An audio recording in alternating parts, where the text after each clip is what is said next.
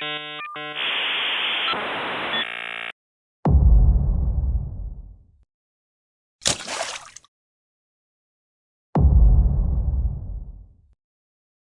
prvý, zraz je na čerpacej stanici v Lamači, je skorý raný čas okolo 7:30, pre mnohých ešte hlboká noc. Dnes je na pláne približne 450-kilometrová etapa, tak treba začať zavčasu. Slovenská skupina v zložení Emo, Radoš, Soky a Peťo číslo 2 vyrážajú smer západ. Počkať, kde je Ivo? Ako vždy, mešká. Už sa našiel, môžeme vyraziť.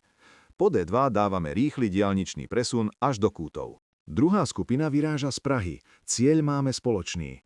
Hospoda na statku v obci Štepánkovice. Prvá skupina po diaľničnom presune má prvú kontrolnú zastávku. Na okraji Kútov nám nenápadná čerpacia stanica dáva priestor na výmenu prvých dojmov z jazdy. Tak poďme na to, štartujeme smer Česká republika. Diaľnica je za nami, nálada stúpa. Prechádzame rieku Morava, Lanžhot a stáčame sa na sever, smerujeme na Zlínsko.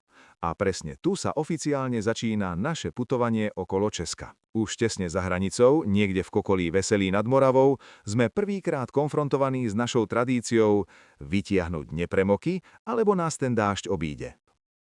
Opúšťame Južnú Moravu a vstupujeme do Zlínska. Doplňame palivo na pumpe v Brumove. Priamo pod hradom Brumov, ktorý patrí k najvýznamnejším pamiatkám juhovýchodnej Moravy a jeho história siaha až do začiatku 13. storočia. Míňame Devil's Rocks, súvislú skalnú hradbu dlhú približne 150 metrov a vysokú až 25 metrov. Pred Vsetínom točíme vpravo a už je cítiť, že nám vyhladlo. Okrem toho obloha sa zatiahla, takže je čas na obednú pauzu. Zastavujeme v Halenkove. Hotel Lidový dům je dobrá voľba. Ako vždy sme magnetom pre miestneho pobudu. Po obednej prestávke, kedy sme my obedovali a motorky boli na daždi, vyrážame ďalej. Vstupujeme na pôdu Moravsko-Slezského panství. Tu nás vítajú prvé kopčeky, lyžiarske stredisko SK Areál Biela.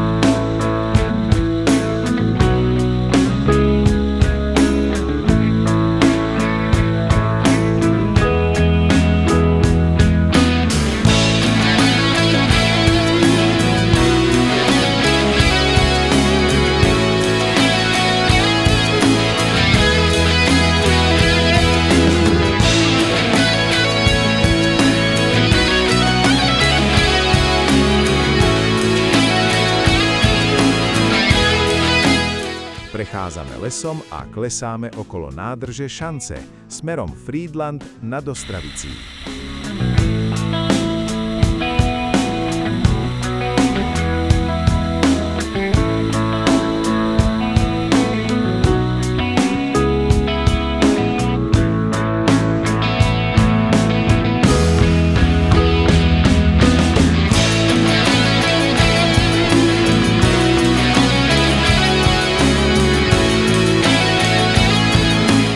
Pumpa benzína Frýdlant nad Ostravicou.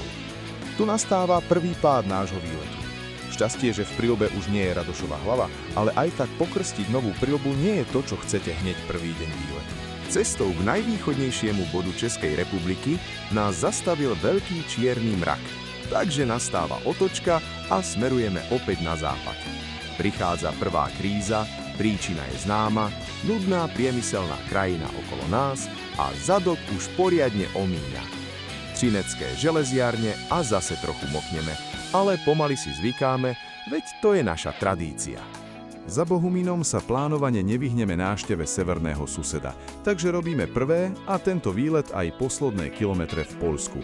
Mávame poľskej hliadke a vraciame sa späť do Česka. Prichádzame od severu do obce Hlučín, kde sa zastavujeme pri pechotnom zrube Alej. Krátky oddych, zopár fotiek a už sa tešíme do dnešného cieľa, ktorý je v obci Štepánkovice.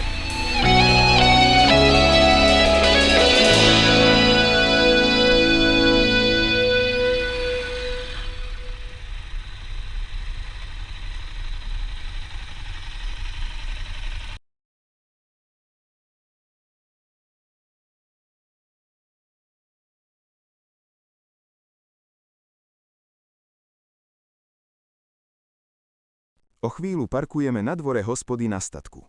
Tu nás už čaká západná skupina a už sa tešíme na jedno spoločné orosené. Úvodný 450-kilometrový deň je za nami.